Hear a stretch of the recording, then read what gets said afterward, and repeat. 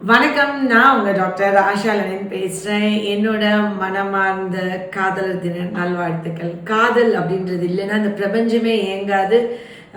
எல்லாரும் அவங்கவுங்களுடைய ஃபேமிலி எல்லாருடைய ரொம்ப காதலோட பிணைஞ்சு இருக்கணும். குழந்தைகள் மேலே காதல் இருக்கணும், பெற்றோர்கள் மேலே, பிரபஞ்சத்து மேலே, எல்லாத்து மேலே காதல் இருக்கணும். நான் வேண்டேன். எனக்கு என்னோட பேஷண்ட்ஸ் மேலே தீராத காதல். அந்த தீராத காதலை நான் அள்ளி அள்ளி கொட்டினதோட விளைவு, நான் உண்மையாகவே இது எப்படி சொல்கிறது, இந்த நாள் வந்து இது இப்படிலாம் இருக்குமா, இப்படிலாம் கூட மனுஷங்க இந்த உலகத்தில் இருப்பாங்களா, இந்த பிரபஞ்சத்தில் இந்த மாதிரி சொல்லுக்கும் வாக்குக்கும் முக்கியத்துவம் கொடுத்து இப்படி கூட வாழ்வாங்களா அப்படின்ற மாதிரி ஒருத்தவங்க இன்னைக்கு வந்திருக்காங்க. 2023 பித்தப்பை ஃபுல்லாக கல் 4 மில்லிமீட்டர், பிறந்து கை குழந்தை 2 மாதம் குழந்தை, 2 மாதமோ 3 மாதமோ இருந்த குழந்தை. தெரியுதா கிளியரா? தெரியுதா இல்லை கீழே வைக்கலாம்? ஓகே. இப்படி 2023 நவம்பர் மாதம் 3ஆம் தேதி கிளினிக் வந்திருக்காங்க. 2024 ஏப்ரல் மாதம் இது குணமாயிருச்சு. பித்தப்பையில இப்போ கல்லே இல்லை. அந்த 2024 அவங்களால வர முடியல, கை குழந்தைனால. 25 வர முடியல. 26 அவங்களோட ஒரு சொந்தக்காரங்களை வந்துட்டு இங்கே குழந்தைக்காண்டி ட்ரீட்மெண்ட் கொடுத்துருக்காங்க. வந்தோடனே அன்னைக்கு அவங்களோட துணைக்கு வந்த இவங்க, இது இவங்க யாருன்னு மறந்து போயிருக்கும். எனக்கு வந்து எல்லாரும் ஞாபகம் வச்சுக்க முடியாது. ஒரு நாளைக்கு நம்ம வந்துட்டு 100 பேர் பார்க்கும்போது கண்டிப்பாக ரொம்ப அடிக்கடி பார்த்தவங்க, ரொம்ப நாள் பழகினவங்க ஞாபகம் வச்சுக்க முடியும். ஒரு தடவை 2 தடவை பார்த்து அவங்க பல வருஷம் ஆச்சு, ஒரு 3-4 மாதம் ஆனாலே நம்மளுக்கு அவங்க ஃபேஸ் வந்து கொஞ்சம் சொன்னால் தான் ரெக்கக்னைஸ் பண்ணுவோம். டெய்லி 100 பேர் பார்க்கும்போது மறந்து போயிடும்ல. அந்த மாதிரி நம்மளுக்கு வந்து எனக்கு சுத்தமாக இவங்க இன்னைக்கு இது கொண்டு வரலன்னா கூட எனக்கு தெரிஞ்சிருக்க போகிறதில்ல. ஆனால் சொன்ன வார்த்தை, நீங்கள் குணமானா போதும், குணமானா நான் வந்து ரிப்போர்ட்டை கொடுப்பேன், வீடியோ போடுவேன், அன்றைக்கி அவங்க எனக்கு வாக்கு கொடுத்துட்டாங்க, ப்ராமிஸ் பண்ணாங்க. அந்த ப்ராமிஸை இப்போ கீப்பப் பண்ணியிருக்காங்க. இவங்களை காமிச்சு அவங்க எப்படி இருந்துச்சு எல்லாம் சொல்கிறதுக்கு முன்னாடி நான் இந்த விஷயத்த சொல்லிடுறேன். ஏன் ப்ரெக்னன்சியில் மட்டும் பித்தப்பைக்கல் அதிகமாக வருது? நிறைய பேர் என்கிட்ட கேட்டிருக்காங்க. குழந்தை பிறந்தோடனே பித்தப்பை கல்வலியோட. அதே மாதிரி பித்தப்பைக்கல், ப்ரெக்னன்சியில் வர பித்தப்பைக்கல் எப்படி ஆஷா சீக்கிரமாக சரி பண்ணுறீங்கன்னு கேட்குறீங்க. ப்ரெக்னன்சி 10 மாதமாக வயிறு இவ்வளோ பெருசு இருக்குது. அந்த வயிறு வந்து ப்ரெஷரில் இந்த கேல் பிளாடரை அழுத்திடுது. கேல் பிளாடர் ஈஸியாக சுருங்கி விரியறதில்ல, அது வந்து ஹார்டாகிடுது. அப்போது முன்னாடி காலத்தில் குனிஞ்சி நிமிந்து வீடு கூட்டி துணித்தை வச்சு பாத்திரம் தான் சுகப்பிரசவம் எல்லா வேலையும் பெண்கள் பார்த்தாங்க. இப்போல்லாம் எப்படின்னா அசைஞ்சா கூட ப்ளீடிங் ஆயிரும், ஸ்பாட்டிங் ஆயிரும், பிள்ளைக்கு எதாயிரும் ரொம்ப பயம்னால படுத்தே இருந்து பிள்ளை பெற்றுக்கிறாங்க. ஆல்மோஸ்ட் எந்த வேலையும் பார்க்காம அவங்க அம்மா அப்பாவே எல்லா வேலையும் பார்க்குறாங்க. இவங்க வந்து கம்ப்ளீட் ரெஸ்ட்லேருந்து பெற்றுக்கிறாங்க. அது மாதிரி கம்ப்ளீட் ரெஸ்ட்டாக இருக்கும்போது இந்த பித்தப்பை வந்து நம்ம சுருங்கி விரியும். அதில் குனிஞ்சு நிமிந்தா தானே சுருங்கி விரியும். நம்ம ஒரு தோப்புக்காரனை போட்ட கர்ப்பப்பையே சுருங்கி விரியாமல் அப்படியே இருக்கிறதுனால தான் ப்ளீடிங் கொட்டுன்னு கொட்டுது. கான்ட்ராக்ட் ஆகணும், அப்புறம் விரியணும் இல்லையா, சுருங்கணும். அதெல்லாம் பண்ணாதான் லேடிஸ்க்குலாம் இப்போ யாரை பாருங்க ப்ளீடிங் 15 நாள் கொட்டுது, 30 நாள் கொட்டுது. ரத்தம் ஏற்றணும், குனிஞ்சு கீழே உக்காந்து இருந்துச்சு, சமணம் போட்டு நார்மலான வேலைகள் அந்த காலத்தில் பார்த்த எந்த வேலைகளுமே இப்போ பார்க்கறது இல்லை. அந்த வேலைகள் பார்த்தாலே ஜிம்முக்கு போவேனா, வாக்கிங் போக தேவையில்லை. ஸோ இது பண்ணாமல் ரெஸ்ட்லேயே இருந்து பெற்றுக்கிறாங்க. அண்ட் இந்த அவங்களுக்கு நார்மலாக இருக்க பித்தப்பை விட ரொம்ப ஃபாஸ்ட்டாக 3 மாதம் 4 மாதத்தில் க்யூர் பண்ணிடுறேன். ஏன் அப்படின்னா குழந்தை பிறந்த உடனே அவங்களோட பித்தப்பை கொஞ்சம் ஃப்ரீ ஆயிடுது.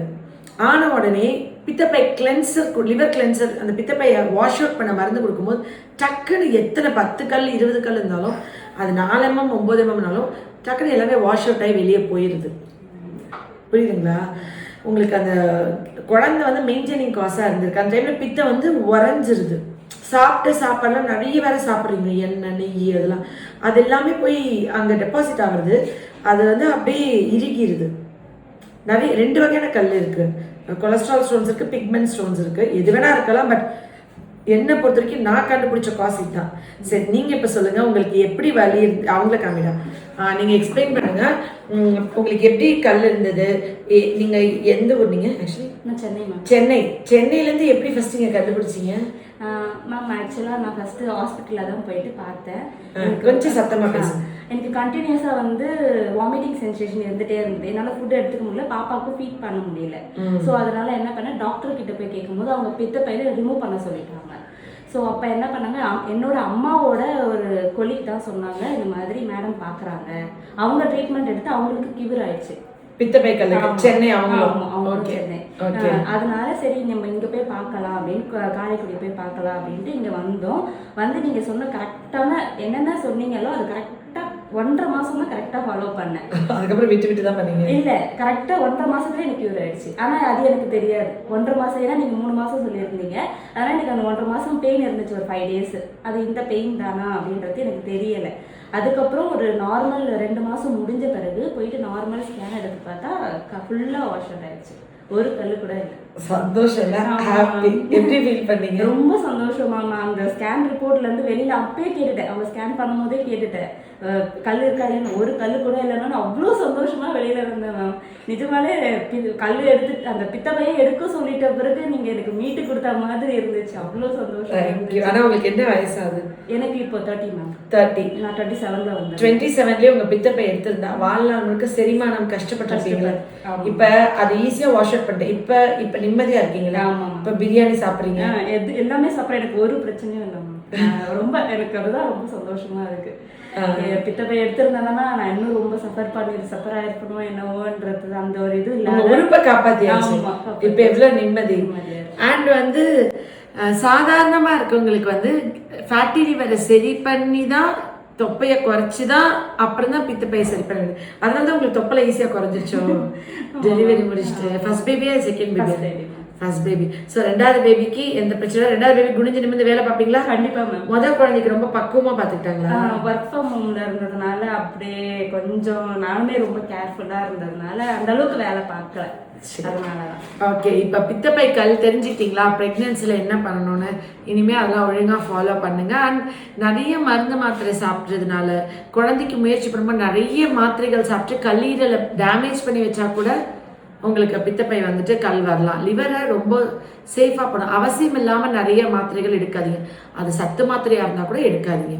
அது வந்து உங்களுக்கு நிறைய பேர் சும்மா தலைவலியா இங்கே மோஸ்ட்லி ஒரு வலி மாத்திரை போட்டால் கிட்னி பாதிக்கும். ஆனால் சாதாரண அலர்ஜி மாத்திரை, காய்ச்சல் மாத்திரை அதெல்லாம் போடுறாங்க. தலைவலிச்சா கூட ஒரு காய்ச்சல் மாத்திரை எடுத்து போட்டுக்கிறாங்க வலி குறையிறதுக்கு. அந்த மாதிரி நிறைய போட்டால் கண்டிப்பாக லிவர் தான் பாதிக்கும். இது நிச்சயமாக பண்ணாதீங்க. அண்ட் டியூரிங் ப்ரெக்னன்சியே பண்ணாதீங்க. Love you all. நன்றி.